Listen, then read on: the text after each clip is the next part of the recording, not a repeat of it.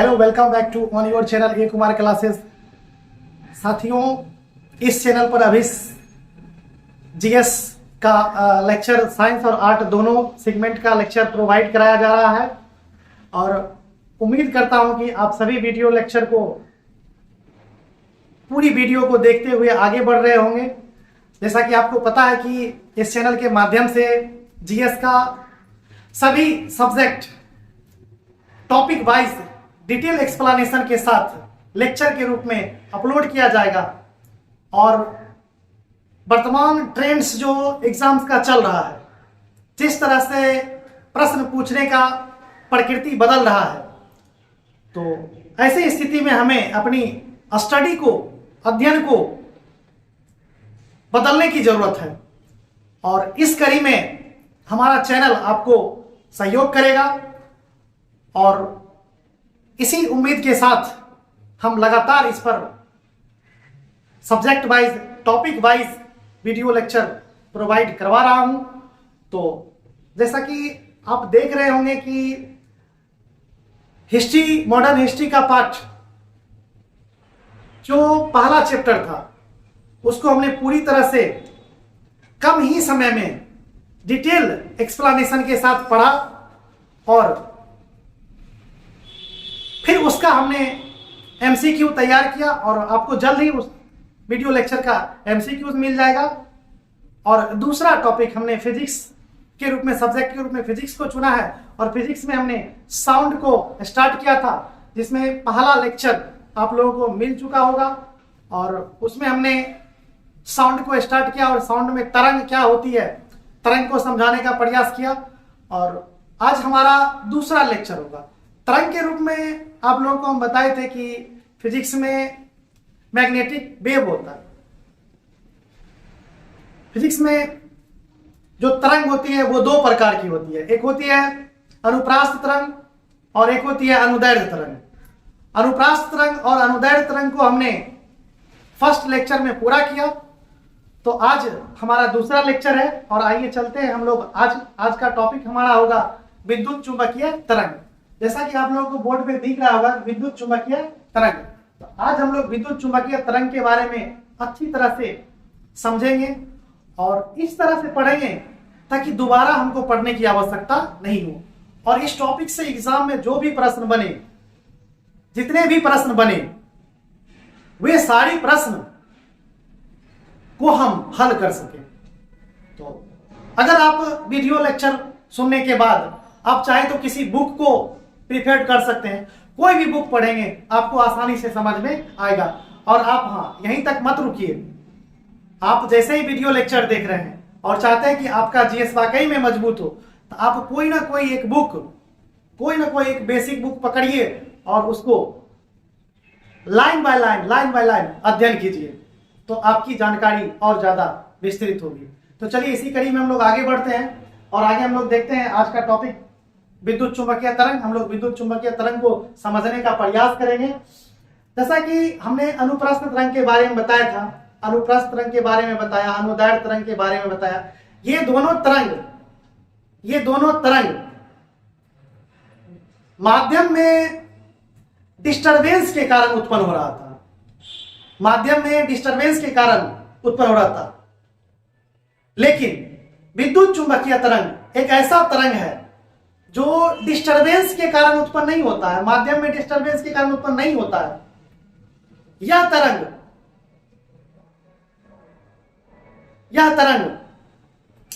आवेश के कारण उत्पन्न होता है, आवेश के पुनर्वितरण के कारण यह उत्पन्न होता है।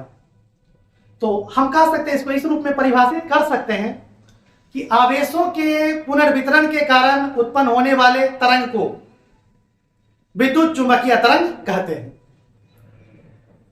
विद्युत चुंबकीय तरंग की विशेषताएं यह होती है कि इसमें एनर्जी सबसे ज्यादा होती है। हालांकि तरंग है तो ऊर्जा रहेगा ही, लेकिन सबसे ज्यादा ऊर्जा जो होती है वो विद्युत चुंबकीय तरंग में पाई जाती है। ये इसकी सबसे बड़ी विशेषता है। तो दूसरी विशेषता यह है कि यह तरंग माध्यम के साथ साथ यह तरंग निर्वात में भी गमन करती है, निर्वात में भी गमन करती है। इससे पहले हमने समझा अनुप्रास्थ तरंग और अनुदैर्घ्य तरंग, अनुप्रास्थ तरंग और अनुदैर्घ्य तरंग, इनको चलने के लिए, गमन करने के लिए किसी न किसी माध्यम की जरूरत होती है, जबकि वहीं विद्युत चुंबकीय तरंग को एक स्थान से दूसरे स्थान तक जाने के लिए माध्यम की आवश्यकता नहीं होती है। अतः हम कह सकते हैं कि यह माध्यम में भी गमन कर सकती है और शून्य में भी, निर्वात में भी गमन कर सकती है। यह इसकी दूसरी विशेषता है। उसके बाद आगे चल करके हम देखें तो इसकी प्रकृति जो होती है, नेचर जो होती है, विद्युत चुंबकीय तरंग की जो नेचर होती है वो अनुप्रास्थ होती है।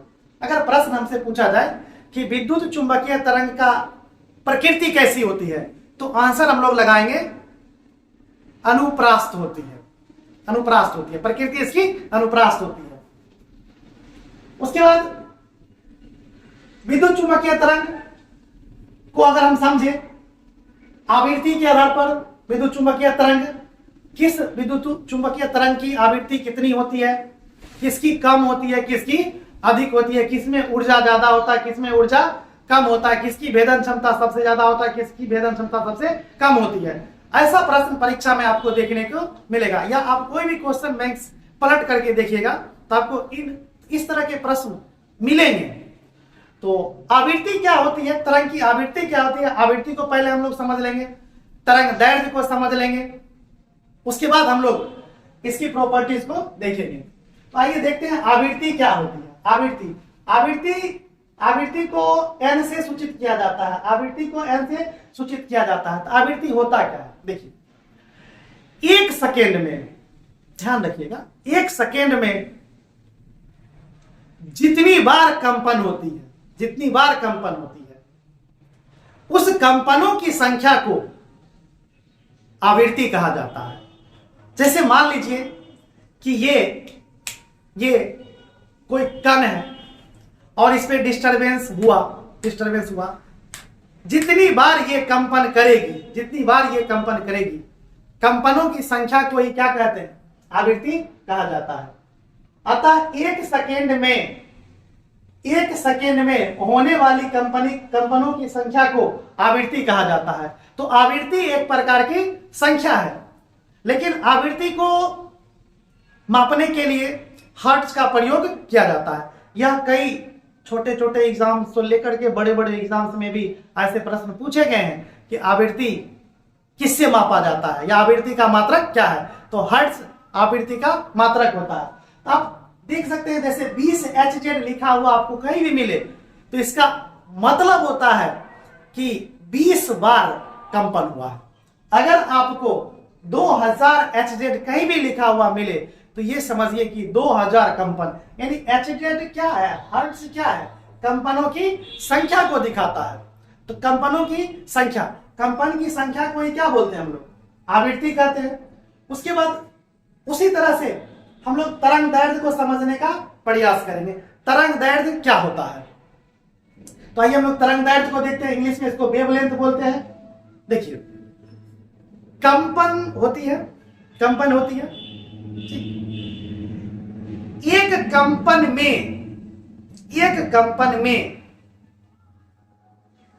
तरंग के द्वारा जितनी दूरी तय की जाती है, एक कंपन में तरंग के द्वारा जितनी दूरी तय की जाती है उस दूरी को ही तरंग दैर्घ्य कहा जाता है, अर्थात वेवलेंथ कहा जाता है। तो ऐसी स्थिति में हम बोल सकते हैं कि एक कंपन जैसे मान लीजिए ऊपर गया, तो ऊपर अगर गया तो उसको हम लोग बोले थे श्रिंग, और फिर नीचे आया था तो उसको हम क्या बोले थे, गर्त बोले थे। तो श्रिंग और गर्त, एक श्रिंग और एक गर्त तक की दूरी को ही क्या बोलेंगे, तरंग दैर्घ्य बोलेंगे। तो यहां देख लीजिए जैसे कि आपको लिखा हुआ मिल जाएगा कि एक कंपन होने में तरंग जितनी दूरी तय करती है इस दूरी को ही तरंग दैर्घ्य कहा जाता है। उम्मीद करते हैं कि आपको समझ में आ रही होगी चीजें अच्छी तरह से। फिर हम आगे बढ़ रहे हैं। आगे अगर हम बढ़ते हैं, देखिए यहाँ आपको तरंग का वेग, यानी विद्युत चुंबकीय तरंग जो होता है इसका वेग क्या होता है, वेग क्या होता है। तो वेग जो होता है आवृत्ति और तरंग दैर्घ्य के गुणनफल के बराबर होता है। यहाँ ध्यान देने योग्य बात है, हम लोग वेग को v से सूचित करते हैं और आवृत्ति को m से और तरंग दैर्ध्य को लेमडा से। हम बोल सकते हैं कि v बराबर n इंटू लेमडा। इसमें ध्यान देना है कि वेग जो होता है, वेग ये नियत रहता है, कांस्टेंट रहता है। जितने भी विद्युत चुंबकीय तरंग है, इन विद्युत चुंबकीय तरंग का वेग हमेशा नियत रहती है। वेग हमेशा नियत रहती है, चाहे वो गामा हो, एक्सरे हो, दृश्य हो, जो भी हो, उसका वेग कांस्टेंट रहता है। अब सवाल ये है, कांस्टेंट है, नियत है, तो उसका कोई ना कोई मान होगा। किसके सापेक्ष वो कांस्टेंट है, कितना उसका वेग होता है? तो याद रखिएगा, जितनी भी विद्युत चुंबकीय तरंग होती है, सभी विद्युत चुंबकीय तरंग का वेग निर्वात में प्रकाश की वेग के बराबर होता है। जैसा कि आपको पता होना चाहिए कि निर्वात में प्रकाश का वेग 3 लाख किलोमीटर प्रति सेकेंड होता है, या इसी को हम लोग 3 × 10⁸ मीटर प्रति सेकेंड के रूप में दिखाते हैं। आपको लिखा हुआ भी यहाँ मिल जाएगा कि तरंग का वेग जो होता है कांस्टेंट होता है, नियत होता है। इसका मान प्रकाश के चाल, जो निर्वात में प्रकाश का चाल है, उसके बराबर होता है। तो कितना है? 3 × 10⁸ मीटर प्रति सेकेंड है। अब देखिए, यहाँ ध्यान दीजिएगा कि तरंग का वेग कांस्टेंट है, नियत है, और ये आवृत्ति और तरंग दैर्ध्य के गुणनफल के बराबर होता है। तो यहाँ से कई बार प्रश्न पूछा जाता है कि अगर विद्युत चुंबकीय तरंग में, विद्युत चुंबकीय तरंग की तरंग दैर्ध्य को अगर घटा दिया जाए तो आवृत्ति पर क्या प्रभाव पड़ेगा? तो यहाँ ध्यान दीजिए, अगर आप तरंग दैर्ध्य को घटाइएगा तो यहाँ आवृत्ति बढ़ जाएगी। आवृत्ति क्या होगी? बढ़ जाएगी। आवृत्ति बढ़ जाएगी। अगर आप आवृत्ति को घटाइएगा तो इसका तरंग दैर्ध्य क्या हो जाएगा? बढ़ जाएगा। तो हम ये बोल सकते हैं कि विद्युत चुंबकीय तरंग में आवृत्ति और तरंग दैर्ध्य के बीच जो रिलेशन होता है, ये व्युत्क्रमानुपाती का रिलेशन होता है। अर्थात तरंग दैर्ध्य अगर बढ़ाएंगे तो आवृत्ति घटेगा, अगर तरंग दैर्ध्य घटाएंगे तो आवृत्ति बढ़ेगा। तो उल्टा रिलेशन है। चलिए आगे बढ़ते हैं, हम लोग दूसरी चीजों की ओर समझने का प्रयास करते हैं। तरंग दैर्ध्य की जो ऊर्जा होती है, वो आवृत्ति के समानुपाती होती है। यहां थोड़ा सा आप ध्यान रखिएगा, अगर आवृत्ति बढ़ेगी तो आप समझ सकते हैं, अगर आवृत्ति बढ़ेगी तो तरंग की ऊर्जा भी बढ़ेगी, अगर ऊर्जा बढ़ेगी तो आवृत्ति भी बढ़ेगी, क्योंकि दोनों एक दूसरे का समानुपाती है। तो जिस विद्युत चुंबकीय तरंग की आवृत्ति ज्यादा होगी, उसका ऊर्जा भी उतना ही अधिक होगा। चलिए, हम लोग समझ चुके हैं, महत्वपूर्ण बातें को समझ चुके हैं। खास करके आवृत्ति समझ लिए, उसके बाद तरंग दैर्ध्य को समझ लिए, तरंग दैर्ध्य का वेग और आवृत्ति और तरंग दैर्ध्य के बीच क्या रिलेशन है, इसको हम लोग समझ लिए। तरंग की ऊर्जा और आवृत्ति के बीच क्या रिलेशन है, इसको हम लोग समझ लिए। तो आइए हम लोग एक एक करके विद्युत चुंबकीय तरंग को समझने का प्रयास करते हैं। इसमें आप अगर आवृत्ति आपको समझ में आ गया होगा तो आवृत्ति के आधार पर विद्युत चुंबकीय तरंग का क्रम हम लोग देख लेते हैं। आप देखिए, विद्युत चुंबकीय तरंग का जो क्रम है आवृत्ति के आधार पर, आवृत्ति अभी हमने आपको बताया कि आवृत्ति जो होती है वो कंपनों की संख्या है, और कंपनों की संख्या के आधार पर विद्युत चुंबकीय तरंग को किस रूप में सजाया जा सकता है। तो गामा किरण आपको दिख रहा होगा, गामा की आवृत्ति सबसे ज्यादा होती है। जितनी भी विद्युत चुंबकीय तरंग होती है, सबसे ज्यादा आवृत्ति गामा किरण की होती है। तो आप यहां से एक चीज और निकाल सकते हैं। अभी हमने तुरंत बात किया कि ऊर्जा, विद्युत चुंबकीय तरंग की ऊर्जा और आवृत्ति एक दूसरे के समानुपाती होता है, यानी आवृत्ति अधिक है तो ऊर्जा भी क्या होगी? अधिक होगी। अतः गामा किरण की आवृत्ति ज्यादा है तो सबसे ज्यादा ऊर्जा किसका होगा? गामा किरण का। अच्छा, दूसरी बात आप ये भी समझिए, आवृत्ति भेदन क्षमता के व्युत्क्रमानुपाती होता है, समानुपाती होता है, भेदन क्षमता का समानुपाती होता है। अब आप ध्यान दीजिए यहाँ पे कि गामा किरण की आवृत्ति ज्यादा है तो भेदन क्षमता भी सबसे ज्यादा किसका होगा? गामा किरण। कई एग्जाम्स में ऐसा प्रश्न पूछा जा चुका है कि निम्नलिखित में किसका वेदन क्षमता सबसे ज्यादा है? तो गामा किरण की वेदन क्षमता सबसे ज्यादा है। इतनी ज्यादा है कि वह हड्डी यानी कठोर से कठोर चीजों तक को भी वो क्या करती है? पार कर जाती है। उसके बाद एक्सरे है, उसके बाद पराबैंगनी किरण है, उसके बाद दृश्य प्रकाश है, फिर अवरक्त है, फिर उष्मीय किरण है, फिर सूक्ष्म किरण है, फिर रेडियो किरण है, फिर दीर्घ तरंग है।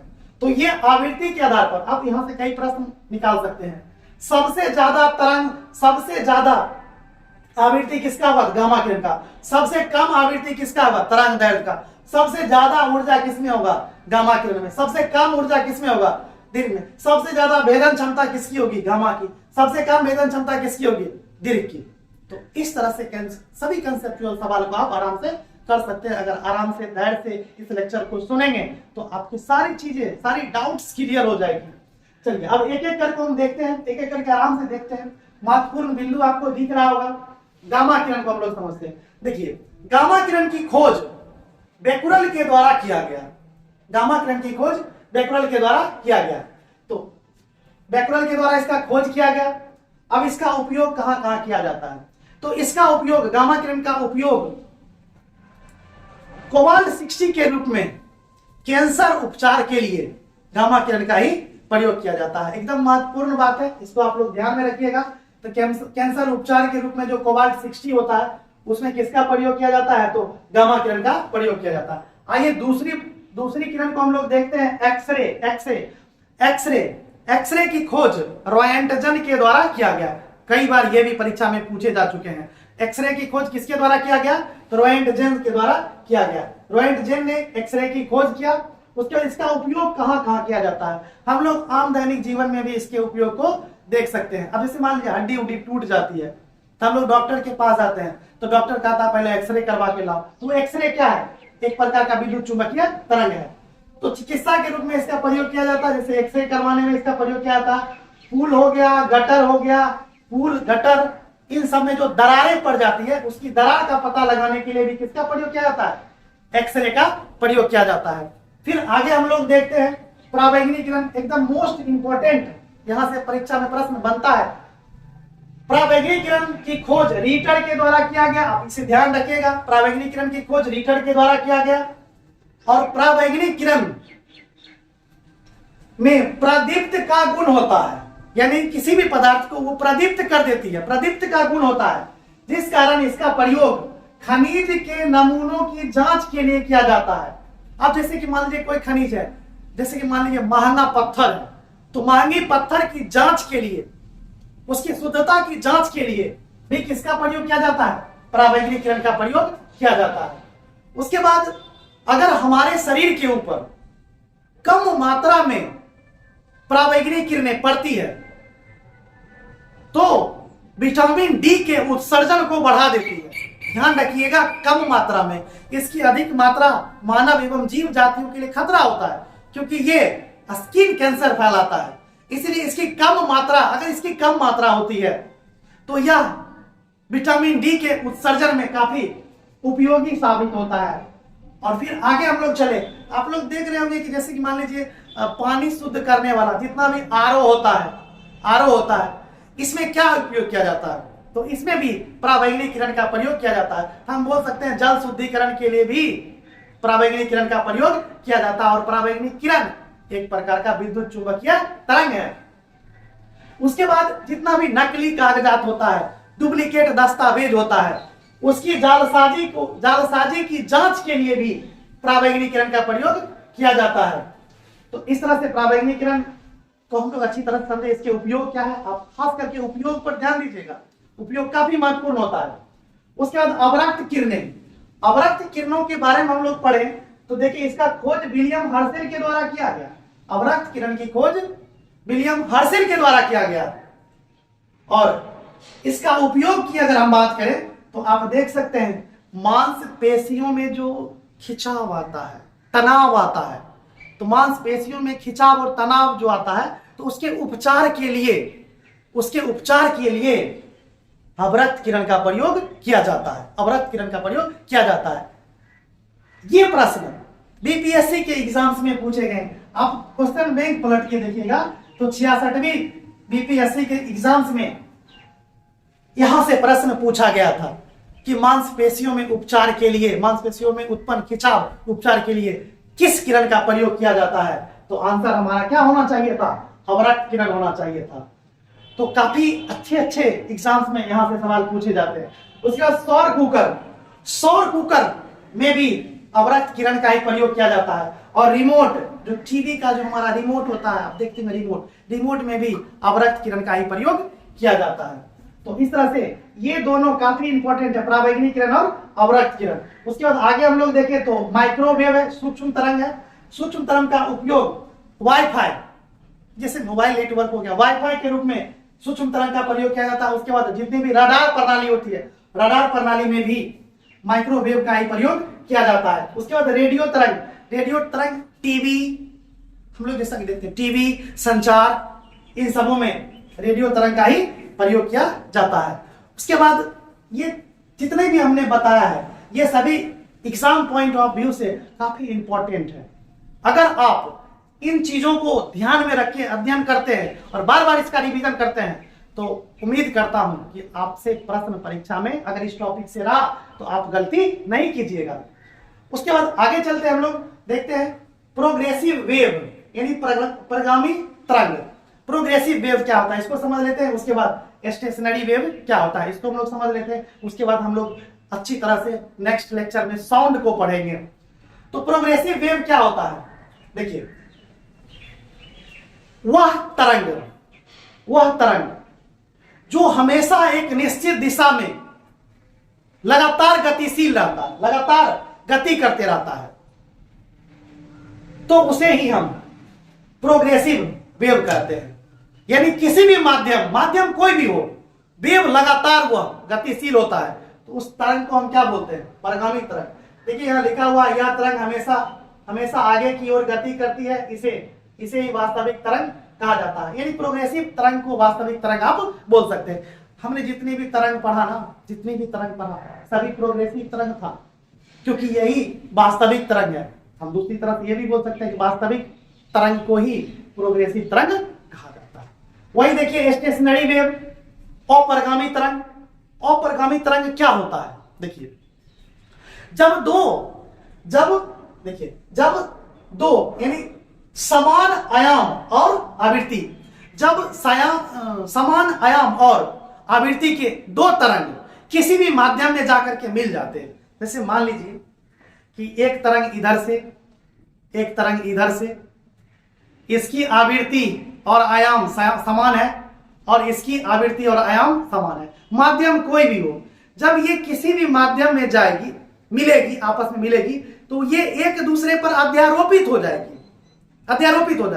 और जैसे ही अध्यारोपित होगी तो ये गति करना बंद कर देगा, बल्कि एक ही स्थान पर आगे पीछे करने लगेगा। यानी जब समान आयाम और समान आवृत्ति के दो तरंग किसी माध्यम में एक दूसरे से मिलते हैं या एक दूसरे पर अध्यारोपित हो जाते हैं, तो वह गति करना बंद कर देता है और एक ही स्थान पर आगे पीछे करने लगते हैं। तो इस तरंग को स्टेशनरी वेव कहा जाता है और हिंदी में इसको अपरगामी तरंग कहा जाता है। अपरगामी तरंग एक प्रकार का अवास्तविक तरंग है। तो इस तरह से उम्मीद करते हैं कि आपको सारी चीजें बिल्कुल क्रिस्टल फॉर्म में क्लियर हुए होंगे। अगर आपको यह चैप्टर समझ में आ रही है तो लाइक कमेंट करते हुए आप आगे बढ़ सकते हैं। तो ये हमारा लेक्चर यहीं समाप्त होता है। अच्छी तरह से आप लोग पढ़ाई करते रहिए और नोट्स बनाते हुए आगे बढ़िए और पढ़ी हुई चीज़ों को बार बार रिवीजन कीजिए। रिवीजन करने से ही आपको चीज़ें याद रहेगी। तो मिलते हैं फिर नेक्स्ट लेक्चर में।